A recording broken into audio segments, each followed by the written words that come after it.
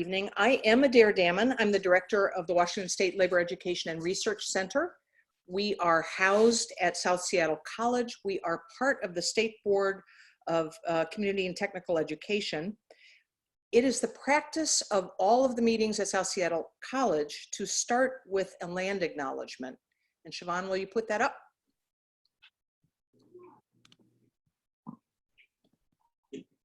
Thank you so much. We acknowledge the people, past, present, and future of the Duwamish tribe, the Muckleshoot tribe, the Sammamish tribe, and other people of the Salish Sea on whose traditional lands we study and work. And we love to acknowledge this even when our meeting is happening across the internet, in the Ethernet. Thank you. The Labor Center is a nonpartisan program. Our mission is to provide education and tools for the empowerment of workers across the state of Washington. We have traditionally focused on the legal rights of workers and on labor history, but as we went about teaching workers' rights, workers' legal rights, in that the pandemic hit us all, and we realized that there was an urgent need for new types of information, and we scrambled to put together a series of informational webinars to really address the experience of workers right now in this current moment. We have already talked about unemployment, who's eligible, how to apply, how to deal with some glitches in the system, how to answer complicated questions. We've talked about housing security, in particular, the moratorium on evictions, resources for both homeowners and renters. We've talked about health insurance. We've talked about sick leave.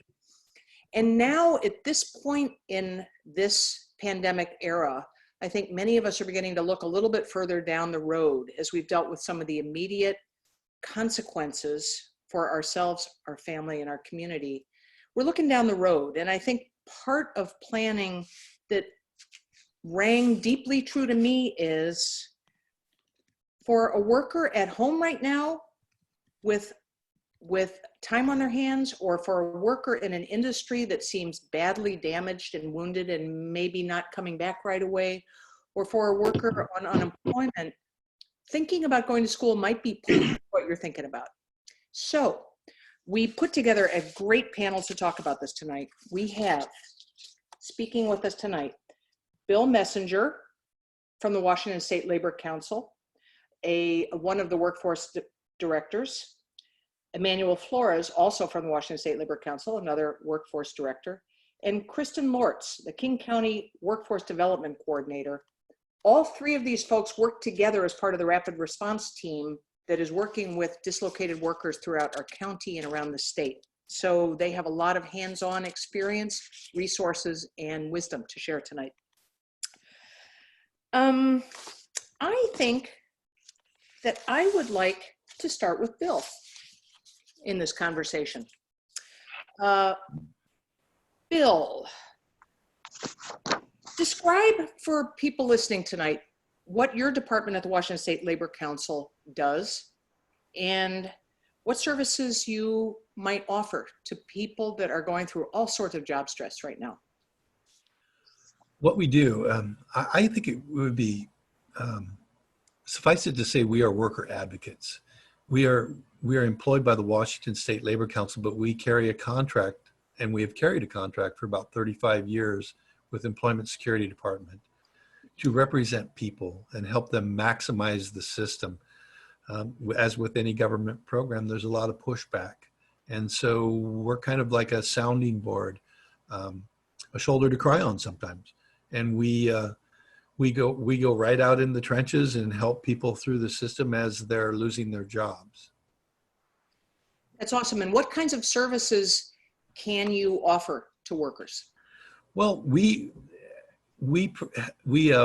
in rapid response, we present. So we go out and we talk and we offer our services. We help people through roadblocks in unemployment insurance. We talk about training or skills upgrade, as I like to call it. We are cognizant of the pots of money it takes to go to school, because most people we're dealing with have lost their jobs.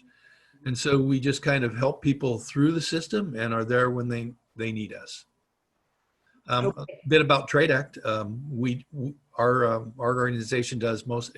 Trade Act is a program from the federal government that allows for training in other things if a person is affected by foreign trade. And we being in Washington, we're on a border between Canada and the Pacific Rim. And so I look at it as, you know, most places are eligible for Trade Act unless I prove to myself they're not. Mm-hmm. Well, good. I think Siobhan has put over in the chat room a link to your department on the Washington State Labor Council website. If people are interested in clicking there, you can get more information about the department. I also think that we have a copy of the handout that you provided to me about some of the services. You want us to pull that up so you can talk about it? Absolutely. Okay. There. That is the extent of our department, Emmanuel, Rachel, and I. And what we do when we get a warn notice, I don't know if you're all familiar with warn notice, but if you're if a business or a facility is of a certain size, we are on that list as part of the statewide rapid response team. And we respond. And if it's a union place, we actually get in touch with the union and make sure they're a legitimate part of the planning phase. We go right out into the field until lately. We go right out in the field, and you know we talk to people and encourage them to use the system, because there are a lot of good things that you can access at a work source. But our big thing, of course, is the retraining skills upgrade portion of it. I'm a product of that. For those of you who don't know, I worked for a company called Weyerhaeuser for 30 years, and one day my mill manager came in to me and said, "We're going to close this plant down." So I was sitting in an audience of about 250 people, wondering what we were going to do with the rest of our lives. And most of us were 50 plus. And so we accessed the system. We were eligible for Trade Act, and a good portion of us went into retraining or skills upgrade. But almost all of us used the workshops and things that are available right there in your local work source. Well, thank you, Bill. And do you primarily work with groups of workers as part of rapid response, or is it one-on-one or a mix? It is a mix. Generally speaking, the ones that are most widely publicized are the 100 plus or 50 plus. But our names are known far and wide for people that will come and meet with one person. We'll sit at a coffee shop at a mall and talk about where a person should go, what our opinions are, what they're interested in. We're really good at encouraging people to get into training, because it's all about lifelong learning now. I mean, there's no doubt about it. Those days are gone when you can get into a job that's going to last, you know, your entire career. I imagine there are exceptions to that, but I haven't seen them lately. Okay. Well, I think I'd like to turn to Kristan right now. And why don't you introduce yourself, Kristan, and who you work with and what your work is. And let's talk a little bit more about some of the formal training programs that might be really of concern right now for a laid off worker. So good evening, everyone. My name is Kristan Lortz, and I am the King County Workforce Education Outreach Coordinator, and I represent all 10 King County community and technical colleges.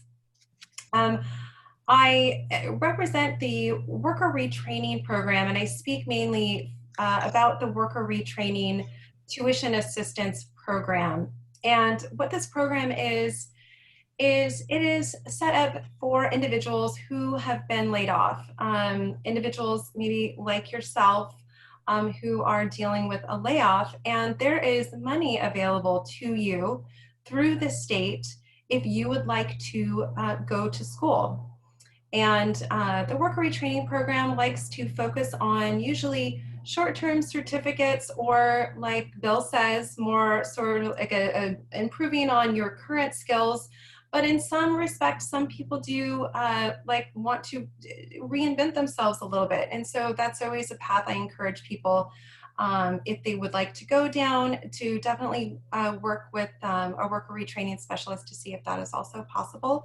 But like I said, the worker retraining funds are really about short-term certificates and skills upgrade. And short-term certificates are about a year, about a year or a year or less.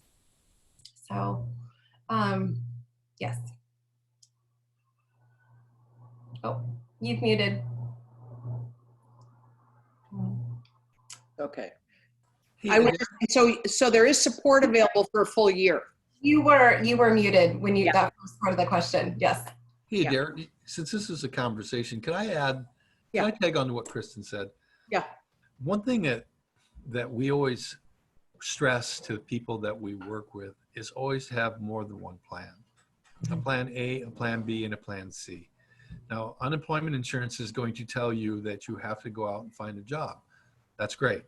But what's wrong with moving in parallel paths to where your other option might be the training option or skills upgrade option? That is where you would go into a person like Kristan. Now, she's got what I like to call a pot of money, but so does your work source. But Kristan's job is to get you into training. WorkSource, they have two things they're trying to do. They're trying to get you back to work as quick as they can, and if that means training, then they will put you in training. Kristan wants to get you in training. I want to get you in training because I think that you're going to be more valuable at the end of the day with a little bit of training behind you, and it gets you used to being in that environment. Thanks. Thanks, Bill. Hey. Well, and just to kind of add on to that a little bit is, some people think why, it's been years since I've been to school, or for some of the audience, you might have a bachelor's degree or an advanced degree. And what we have learned throughout our time is with doing these rapid response is that technology is constantly changing. Skills are changing. Industry is changing. So whether you've been with a company for 6 months or 30 years, things are changing so quickly that we really do encourage additional training. So moving forward with this slide, so I went over a little bit about the educational funding for you all. I just really do want to express to you that, that this is money available to you, and this is tuition, books, and supplies. So and even if something happens and you have to drop out, you do not have to pay this money back, okay? There are all kinds of programs that are available. So we're looking at everything, there's hospitality, which is a struggling market right now, but you can get everything from healthcare to, it goes beyond. There are hundreds of programs that are available. So what I would suggest is that if you are interested, then go to maybe if there's a local community or technical college within your area, maybe go to that website and take a look to see if they have anything available to you. But right now, there are short-term certificates and 2-year Associates of Applied Science. The Worker Retraining Program does not cover classes or bachelor's degrees through the University of Washington or any sort of university or 4-year institution. So does anybody have anything to add on as I'm going through this? Yeah, and Yeah. this is Bill again. I don't mean to interrupt. Yeah, no. One thing about accessing a lot of these and being able to go to school, and I know Kristan's going to talk about how you draw UI, unemployment insurance, and go to school. But a lot of they have to be in demand, and so if you want to be able to use your unemployment insurance and go to school, it has to be in a job that you're likely to get a job at the end of your training. So you have to be careful. You have to work with a Kristan-like entity and WorkSource to be able to access these. Right. Yes, good point. Thank you, Bill. Yes, it has to be the occupation. So the point of all of this is that the state really wants you, and employment security really wants you to go to school, get these skills, and then go back into the workplace. And that's really their goal. So they really want you to, it needs to be in an occupation that is in demand. And to find out if an occupation is in demand, then there are some websites and is on my worksheet that is available to you. And that's important. So Bill, I appreciate you bringing that up. So moving on to, I just wanted to highlight something. So like you were talking about with the in demand and everything, one of the things to think about is when Kristan referenced that if the money to get into the program, that it's a grant, it's not something that you have to pay back. So if you're in the training and that job of your dreams or that job that's a perfect fit, you come, like Kristan said, is the goal is to get you to that job. And if that happens and you have to change that path a little bit, that's a good thing to win. That's a positive thing. So I just wanted to highlight that. Sorry about that. Yeah, no, thank you, Emmanuel. Yes, we all, Emmanuel and Bill and I, we work on the rapid response team together, so we know each other well. So this definitely is a conversation that you guys are seeing. So who is eligible? Well, if you're currently receiving unemployment, then you are eligible. If you've exhausted your unemployment benefits, then you are in the last 4 years, then you're also eligible. Formerly self-employed and your business is no longer viable. So if your business has gone under and your spouse may be eligible, and this is if your spouse is unemployed or is receiving unemployment, then they too may be eligible for this program. If you have been recently discharged from the armed services, then you're eligible. And of course, the vulnerable worker, and this is for somebody who is at risk of being unemployed. So maybe they're currently working, or maybe you are currently working and you're concerned that you're going to lose your job because you just don't have the skill set to stay employed and your job is no longer in demand. So that is also something to think about. Kristan, can I ask a question? Of course. What are the job categories that we think are going to be most in demand in the period to come? I mean, this is a wild ride we're in the middle of right now. What's the best thinking among the workforce development specialists right now? Well, I have to say, of course, anything in IT is in demand. Health medical is in demand. And Bill and Emmanuel, please chime in. But also, you know, all of the delivery services, you know, the UPS and FedEx and all of those are still in demand. But I would have to say right now, hospitality is obviously in decline right now. So that's a concern. But machinists, but the main thing that we're looking at is healthcare and IT are the two most in demand. Okay, thank you. So does anybody have any questions or? So I think while we kind of have this moment, I do kind of want to go a little bit more into workforce education. And workforce education is a program through the community colleges, and we have multiple programs for individuals. So if you are unemployed, then you're eligible for worker retraining. If you are on food assistance, then you are eligible for basic food employment and training, or BFET program. They can also help you pay for school. If you're receiving TANF, which is cash assistance for children under 18, then you are also eligible. If you live under the state poverty line, then you are also eligible. So there's lots of opportunities, or there's a lot of resources available for you if you would like to go to school. And we also have ESL programs. So people, if they're concerned about their English, what you would do is you would go into the community college, you would take a English placement test, and then you would be placed into an English class. And really, that's an opportunity if you need to improve on your English, and also improve, and also if you're interested, getting a high school diploma or GED. We do pay for those too. So a lot of opportunities. Yes. Stepping back for just a second, you were talking about in demand and what's hot and what's not.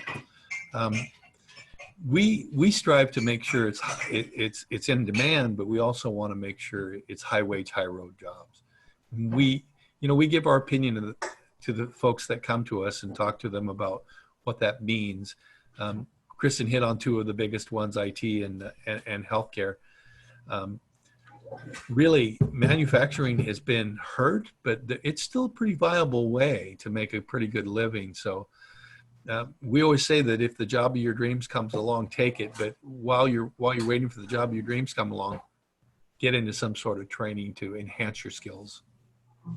Hey, Bill, could you expand high road jobs a little bit? Because I don't know if the people listening in have heard that term. Yeah, that's a good question. High road, what I mean by high road is not a dead end job. Okay. So if you get on a job, there's room for advancement. There's other departments you could work in. There's a higher wage, higher skilled job in that same facility. A low wage, what we consider a low job would be, like a Walmart.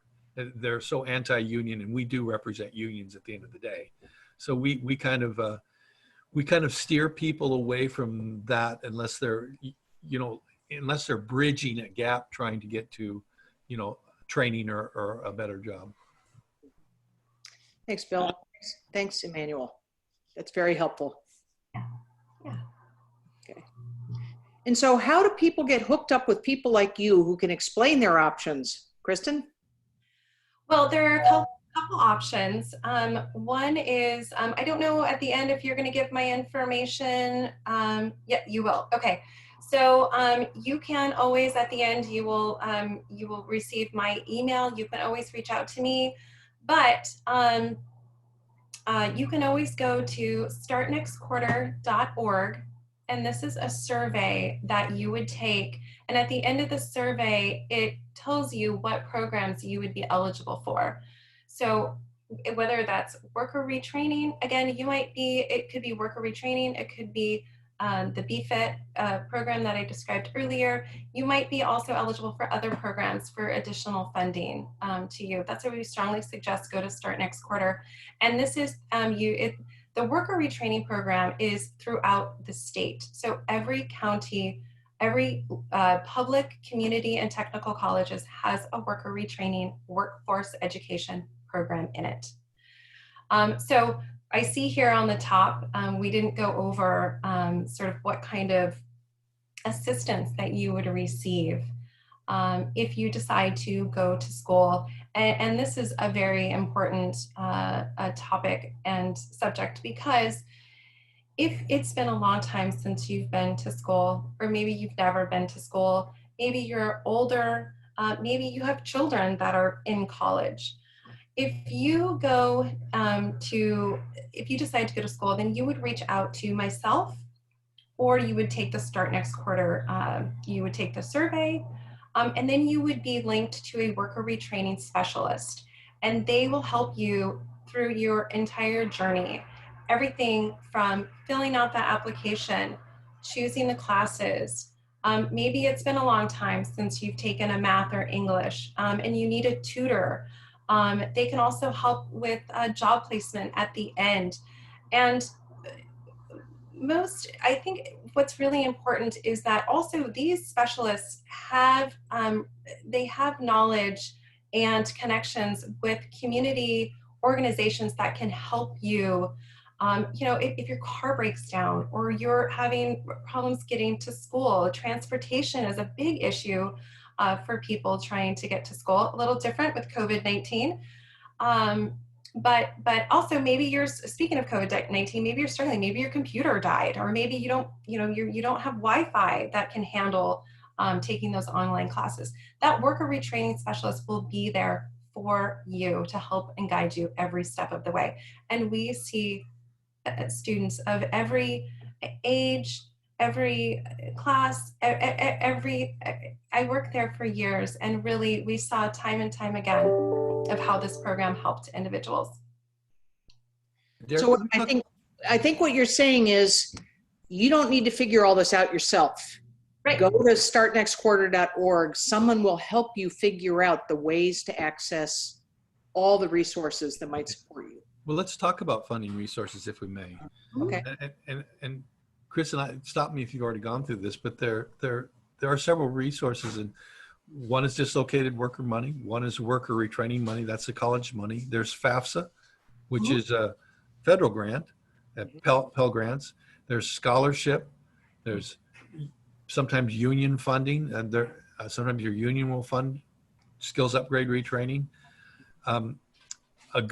A good counselor like Kristan will have access to all this knowledge and work together with you to formulate a plan to where, it'll be tough. I mean, I don't want to fool anybody here, because you have to change your spending habits a lot to do stuff like this, but it's worth it in the long run to do it. But especially the community college system are experts on finding funding to help you get through these lean times.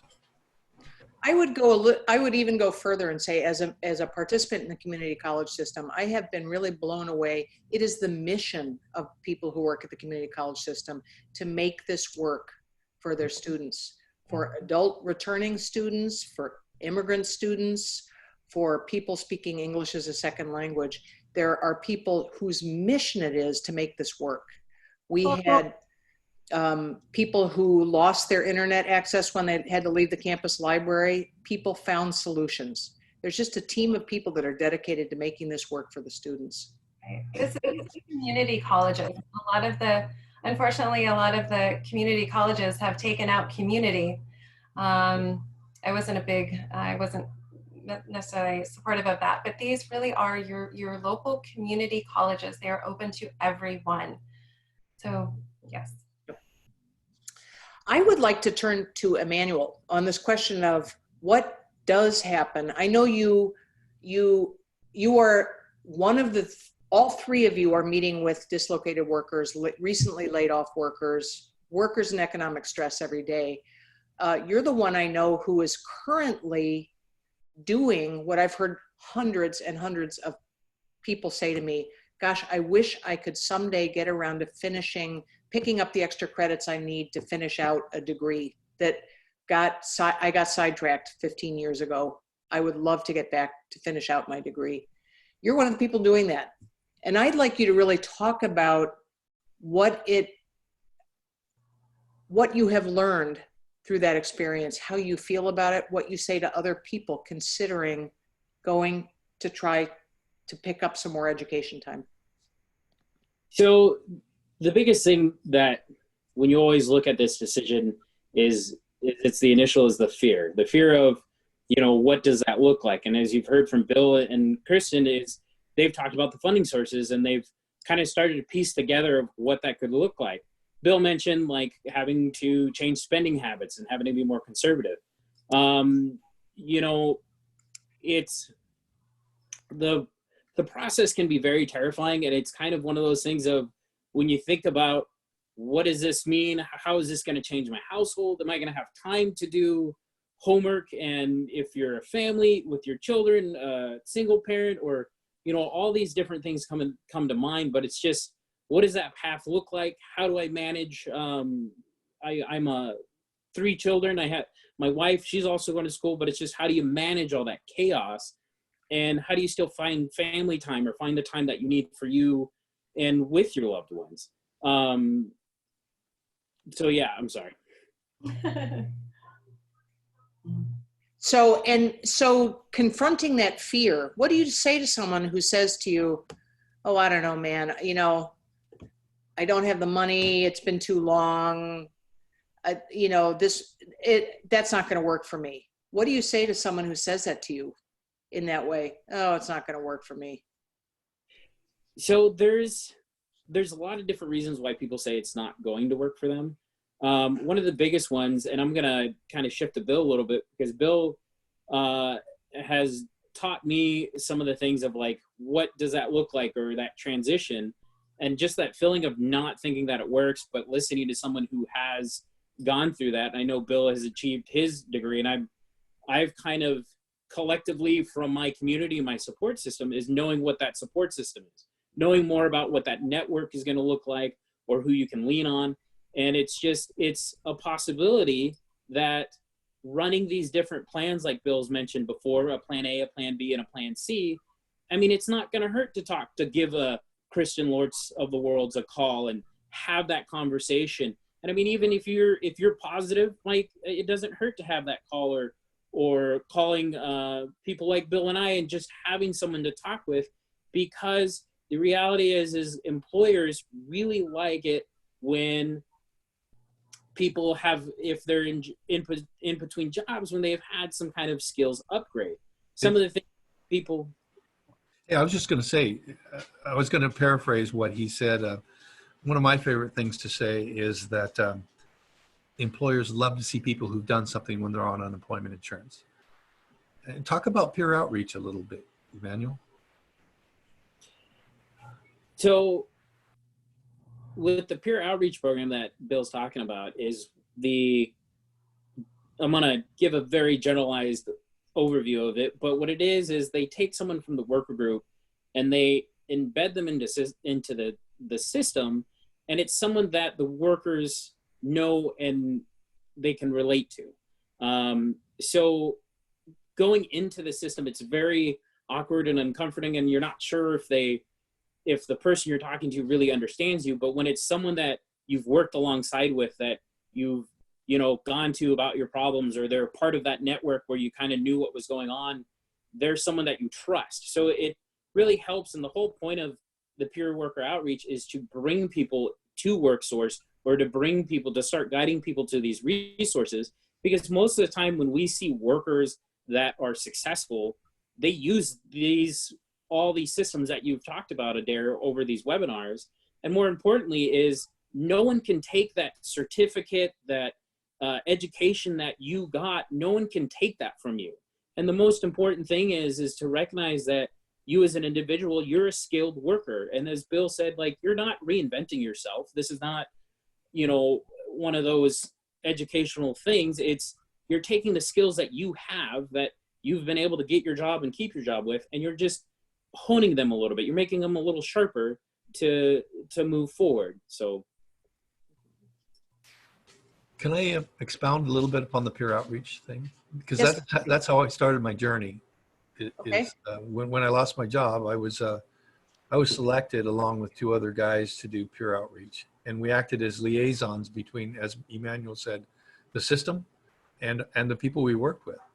That was really the best opportunity I had to start creating my mindset to the importance of skills upgrade or retraining. That was where I finally decided that if you take a town like I'm from, Aberdeen, and you lay off 1,000 people in Aberdeen, it's the only game in town. So what do? You start training people. You start plugging them into the system, and it was hard. It was very hard to get people interested into going to school. That's where I ran into I wasn't a good student when I was 18. But slowly but surely, we were able to convince people that this was the way to go. Just take it one step at a time, take a deep breath, and make a good decision on your next pathway. It's not unlike being a steward, is what you're describing. It's having a peer who's studying up on the rules and the regs and the programs and the resources, and helping guide you through doing what you need to do to take care of yourself. Exactly like a job steward, right? That's awesome. And is that something that you all have built out through the State Labor Council, or is that something that's part of the WorkSource system or a rapid response system? That actually, Emmanuel and I have copied a national program that originally was established by the U.S. Department of Labor and the AFL-CIO. And it started probably 30 years ago, and we have successfully pushed it in the state of Washington and are expanding it even as we go. It's we do all the training for it. We do all the peer outreach training in the state of Washington, and the Workforce Development Councils and the WorkSources will tell you that anybody who embeds the peer outreach, they have an uptick in services, and most of it's in the training portion of it. That's really impressive. That's very cool. I do want to turn out there and see if there are questions I guess I'll ask David, have you gotten questions from the Q&A department? Yeah, we've got one question that might be interesting to get an answer to, and that's if you've had a felony against you or criminal record, how does that limit your ability to take advantage of these programs? In terms of the worker retraining, that might limit you a little bit, but in those circumstances, what I would suggest to do is reach out to the worker retraining specialist. I do not want to close any doors or vet some or have someone. I don't want to vet someone out. There are community agencies out there that specifically work with individuals who have felonies who have a felony, and it can be a struggle. It can be a struggle specifically, not necessarily getting training, but finding a job after that. So again, it's utilizing those resources through the worker retraining program. So that's Yes, and we do have to say that colleges have very strict confidentiality rules. You can reach out to the workforce specialists at the college system. Yeah. They are strictly governed by confidentiality rules. And of course, they're also covered by the new sanctuary law. So people who have questions about citizenship status, formerly incarcerated person status, you can have those confidential conversations and make your decisions based on what you learn. Let's talk about the other training places like apprenticeship. Apprenticeship is a good 2-year degree, good 4-year degree. Emmanual went through apprenticeship, and he's got a job for the rest of his life if he decides to go back being an electrician. They are very forgiving in the apprenticeship program. In fact, there are several programs to where we reach out to not incarcerated anymore, but pre-incarcerated folks.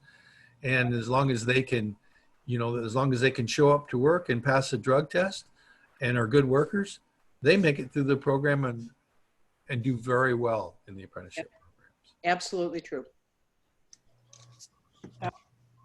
So the college's focus is really to make sure to really help people bring down their barriers and to help them through any barriers that they might have to be a success.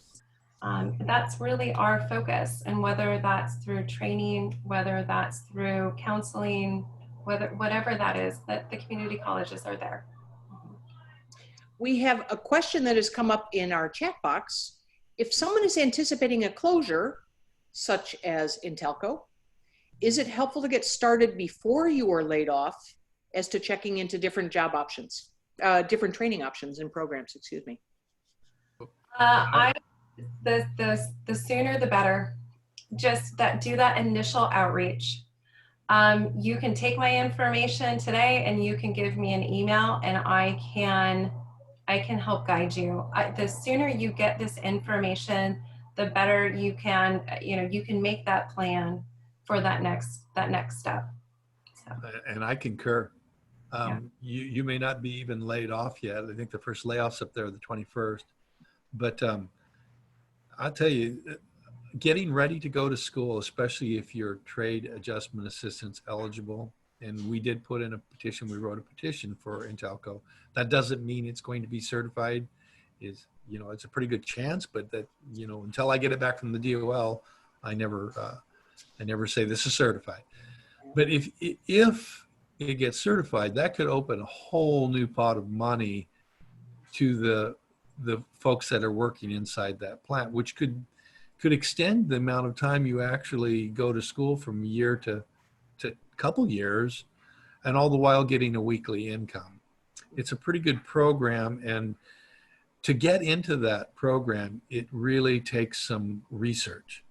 I mean, it could take a month of research before your plan is okayed. So this is the time to talk to a Kristan-like person to see what might pique your interest, and don't sell yourself short for a 6-week program if you can afford to do a more extensive program that's going to be more long-lasting in your future. And just one of the things is to remember is that, like, no is probably the hardest barrier when dealing with any kind of layoff or any kind of stress, because generally when you hear no, it's really hard to keep going and pushing through. But like calling out to the Kristans, they're going to try and work every avenue, but don't stop at no. And like you've heard Bill and me repeat about having multiple plans and different ideas, but recognizing the fact that, you know, those high road jobs come with lifelong learning. And this is adding to that. It's building upon the skills that you have. And I mean, when I started back, my biggest fear was taking an English class, because I was not a strong writer. I did not feel like I was a strong writer.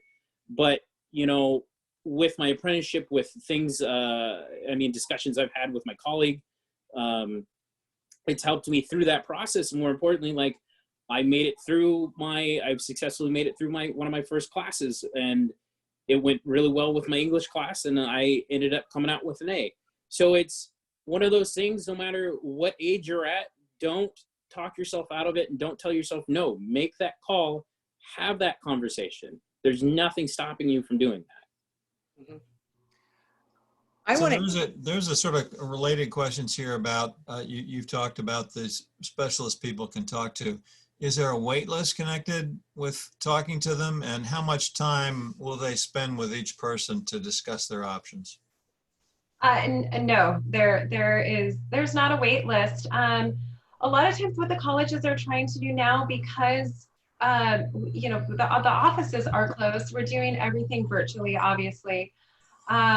So what we'd like for you to do is they have virtual workshops, and it's similar to what we're doing right now. You would go in to a platform like this, and then you would speak. You would be either with other individuals in a workshop type setting, or you could make an appointment to speak one-on-one. Those appointments are usually about a half an hour. If you would like more time, you can definitely request more time. And also, a lot of the offices have drop-in hours. So if we don't, obviously we do not encourage that for people who are new. But yes, we accommodate, really.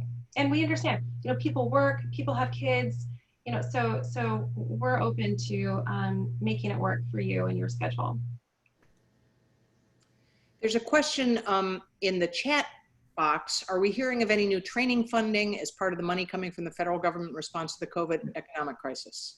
Yes, there is. I saw that pop up there. Yes, there is COVID-19 emergency federal funding available on top of this worker retraining money.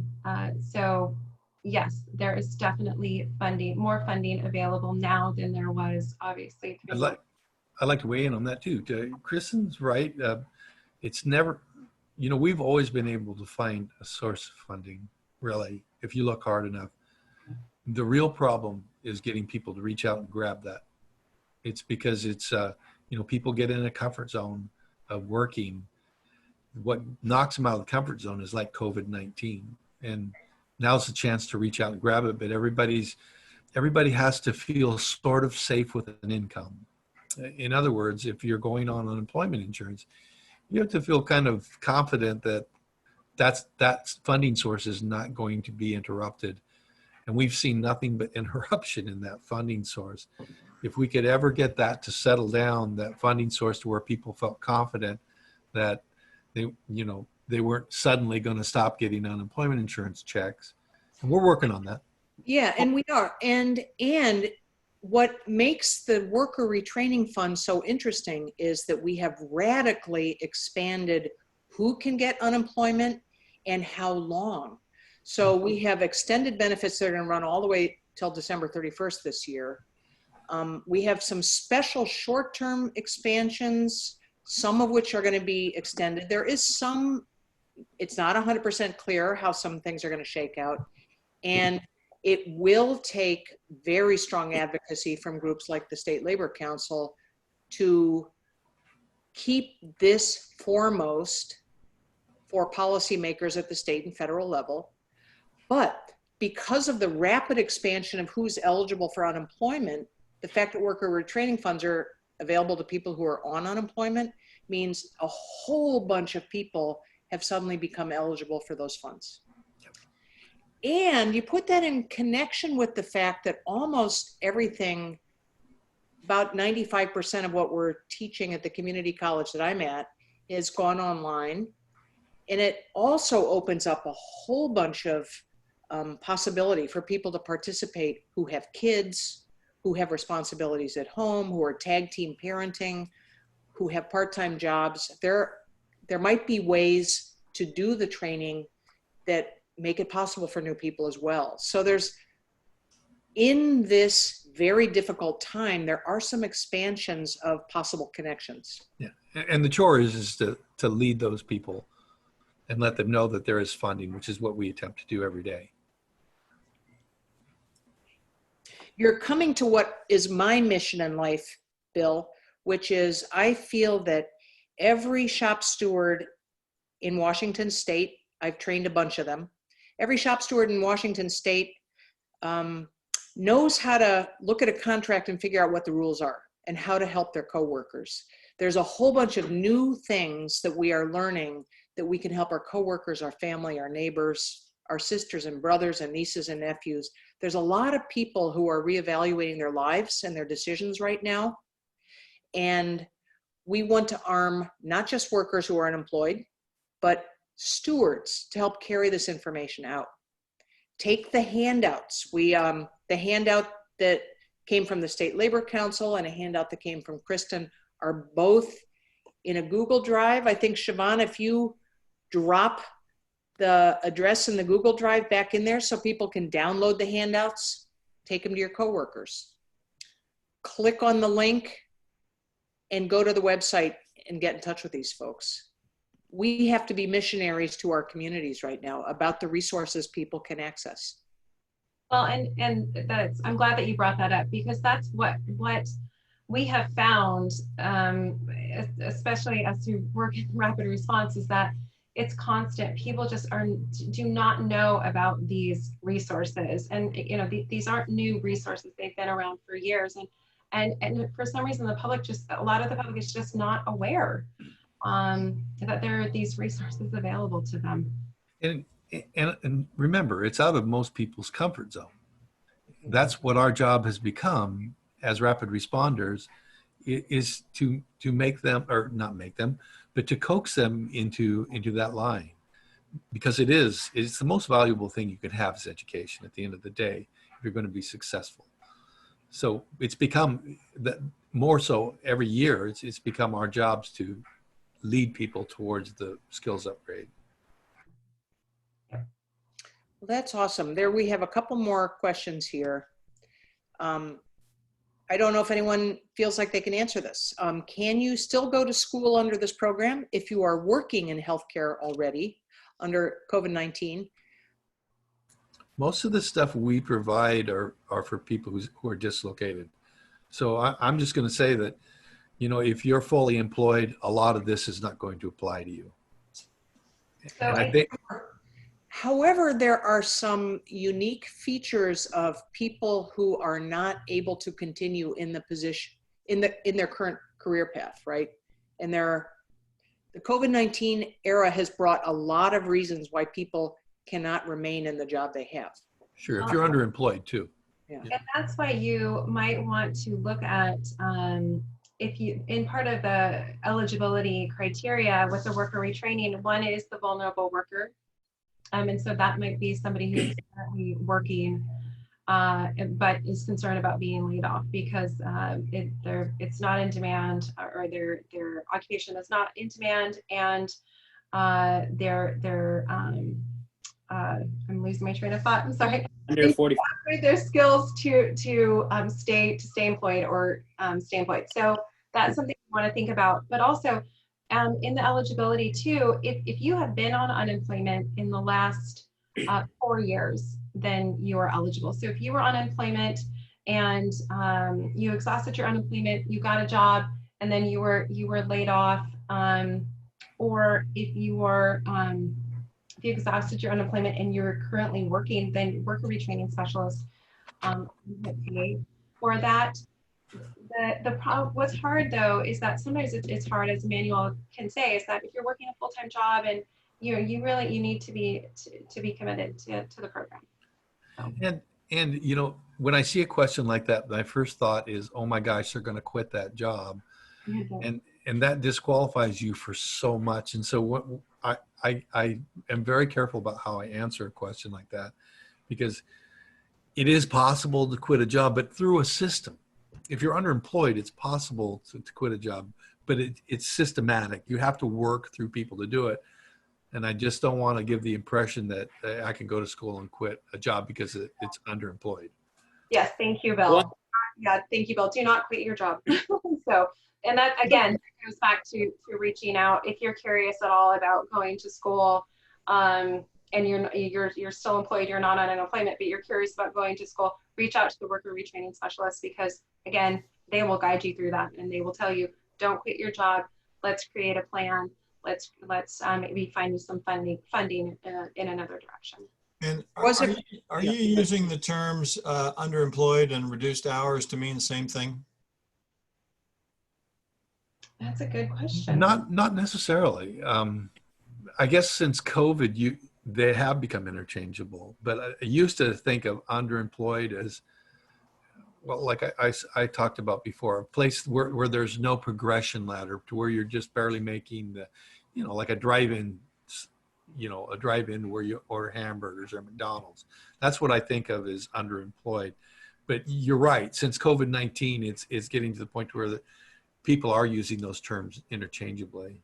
Well, and it's also because the rules of unemployment have expanded. People who have lost hours are eligible for benefits in a way they haven't been in the past. And that makes them eligible for some of these funding sources, right? So it's a cascade of benefits if you pay close attention. It's a cascade of benefits you can draw down. Don't try to do it on your own. No, talk to a specialist.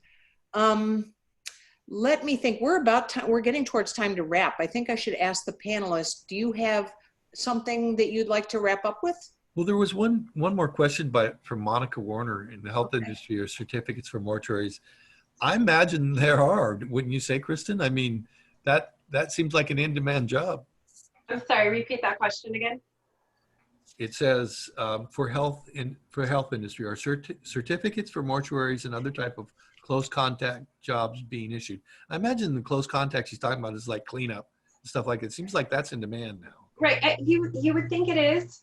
I would assume it is, but again, it's going to be important to go. There are specific websites that you can look at, and those are on my worksheets. So also want to bring up too, worksource.wa is that's an important one. You know, that's WorkSource, and there's a lot of resources available on that website too. But just to finish up. Basically, I just want to let people know out there that you're not alone. That this is a tough time. I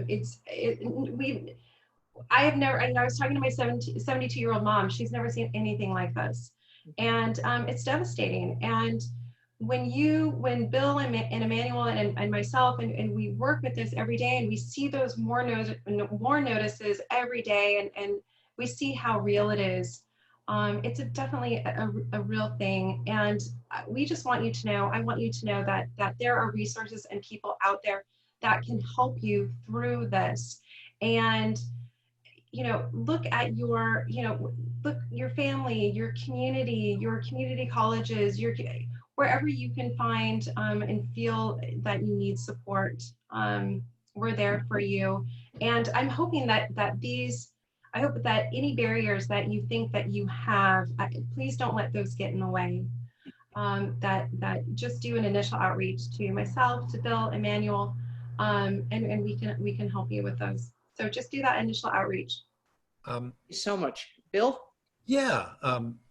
I just want to say one thing about in-demand jobs is they change. They can be changed by the month, and we can instigate that if need be. Right. Okay. That said, Kristan's absolutely right. You're looking at your support system. Don't try to go alone on this. We don't work for the state. Emmanuel and I do not work for the state. We can say things that probably Well, maybe we even shouldn't sometimes, but we can tell you things like you need to get off your butt and get in here, because we don't. And we can also tell you how to maximize the system and answer questions when the system can't tell you that. So use us. We're a worker advocate, and that's what we're hired to do, is work for you. Thanks. Thanks, Bill. What about you, Emmanuel? To add a little bit on both Bill, and one thing I want to touch on is like funding sources. If you have a union, like sometimes there are scholarships there. Sometimes even the company has scholarships. But to closing out with what Bill said about kind of what we all do is, sometimes if you find yourself just frustrated because it is a government system, there are things and there's roadblocks that do happen. I mean, you can always give us a call, and that's part of that candid conversation, is sometimes we can figure out what's really bothering you and then, how to move forward. But remember that the people at WorkSource, the people at the colleges, like everyone wants you to be successful. And it's really hard taking that first step into doing this and letting the fear overrun you. Just remember, don't tell yourself no. Don't say, no, it's not for me. Give the call, have the conversation. There's no wrong door to enter here. Everyone here is there to help and wants you to be as successful as possible. So above all, just remember to rely on your support systems that are either your network at your house with your family and the networking that happens with talking with all of us that are in the system that are here to assist you through it. Thank you for that. That's the best. Thank you all three, because I know that you're doing a lot of hard conversations with people who are feeling the hit right now. And I am so glad knowing you're out there. And we will do everything we can to help share this information. And of course, as we have said, we're going to post a recording of this session up on our websites. Anybody can access them, share them with a friend. If you want, put them on your webpage if you're a union. Share this information around. We will also make sure, I think probably, yes, in the Google Docs, you can access the handouts from each of the organizations with everybody's name and phone number and email on them, and the information they have provided tonight. And it's a place to start. And then if you want to get into the community college system, startnextquarter.org is a good way to get hooked up with the nearest workforce specialist to you. This has wrapped up our current series of workers' rights and benefits in the COVID-19 era.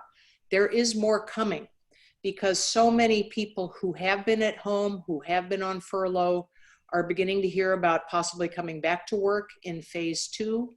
The first thing up that people have asked us to address is health and safety in the workplace. How, if for those of us going back to work, those of us who have not been essential workers and already struggling with these questions, how do we protect ourselves? What are the legal rights to have a healthy and safe work site? How do we work together to protect each other when we go back to work? We have not yet scheduled that, but if you are in this call right now, you will get an invitation when we get that webinar scheduled. In addition, we teach a lot of labor history at the Labor Center because we believe that every single thing in front of us flowed out of the history we came from. Our rights and benefits were some that we fought for. The economic system we're part of was built by our predecessors. And there are lessons for the future if we look to the past. So we're putting together a special series on labor history lessons for the pandemic era. That will hopefully generate a lot of conversation about where do we as workers and as working people take this crisis. Those will be, again, publicized to everyone. I want to thank my panel tonight. This has been the most lively panel we've had in the bunch. I'm very, very happy with the work you do and what you brought to the evening. And again, if you go to our Rights at Work WA website, rightsatworkwa.org, that is our basic encyclopedia of workers' rights on the job. It includes a special banner piece right up top on your rights in the COVID era, and these webinars are linked right there. And I think we might have just dropped that in. And yes, and the last thing, thank you, Claudia, our interpreter. There will be, we will make it possible for people to access a Spanish language video, and we feel very strongly about making these resources available to anybody who needs them, and we are glad to take further steps to make that possible. Thank you all for good evening. Yes, thank you. Thank you very much. Thank you. Thank you. Have a Take good night. care, everyone. Be safe. Thanks for allowing me to participate. Thank you all. Good night.